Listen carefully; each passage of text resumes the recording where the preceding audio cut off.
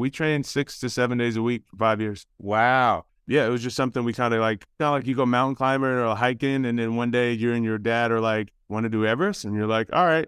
When you prepare for Everest, it's a pretty intense endeavor. Yeah, that's what I wanted to ask you, because it sounds like the training that you did with your dad, dragging a Jeep, digging holes. What was training like for you? Training was extremely intense. Oh my God. So the training started once I said, all right, I'm going to train with you.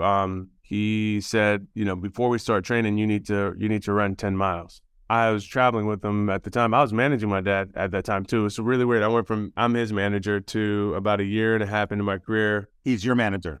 Yeah, we were traveling, and I think he was like, did you run your 10 miles yet? And I was like, no. So I ran like 3 on the treadmill, and he's like, okay, but you got to run your 10 miles outside in boots. Did you do it? Did you do it? Did you do it? No. And I had been like hanging out on the recumbent bike, not doing much. So finally we were in New York, I think it was. We left and went to Dallas. Still, he kept checking, did you do it? Did you do it? I'm like, no. Finally, we drive to our ranch. And on the way to the ranch, he stops. He sees a store called Famous Footwear on the side of the freeway and buys a pair of 13 and a half boots. I'm a size 15, like 14 at best, but really a 15. Like I'm a size 15 shoe. We get to the ranch and he's like, here's some boots. Let's go. And I'm like, huh? He's like, yeah, go in and get your stuff on. We're going to go for our run. And so I put the boots on and we get to moving. And for 10 miles, I didn't walk.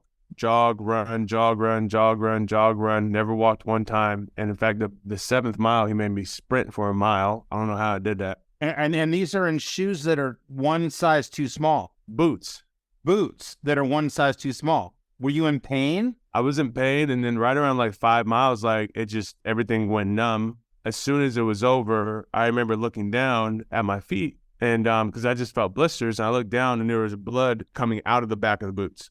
Blood. And I still have those scars to this day on my heels, both of them. And he's like, all right, we're going to start training. So you had to do that for your dad to say, now we're going to because you had to go through that pain first? We hadn't thrown a jab. We hadn't done anything. It was just that. So then the next week, he gave me like a few days to recover, and then went to the gym, boxed a little bit, and then he made me do some long walks. The next week, he was like, okay, meet me at the track. Now, keep in mind, every day I'm like putting gauze around my heels and literally taping my entire foot to slide it just into whatever shoe I was wearing that day. Because it takes your heel you can't heal wounds on your heel, like blisters heal, but like open bleeding wounds. Yeah. So from the heel, you have to let them air out. They can't like heal in your shoe.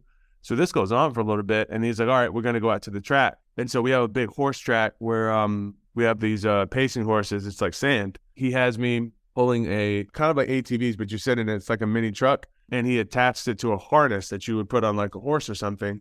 And he had me lean forward and get in front of it and pull it. But it was muddy, right? So it's like, how do you pull something like that in muddy sand? And it was impossible to do it. And I leaned forward, and finally I just like dug my head right into the sand and pushed, and I got it to move like 1.5 inches maybe. And he yelled, stop. And I think he thought I was going to get a hernia or something, but he said, stop. And I said, man, I just got it to move, And he was like, I just wanted to know that you would put your face in the mud to get the job done. Wow. That's a huge message.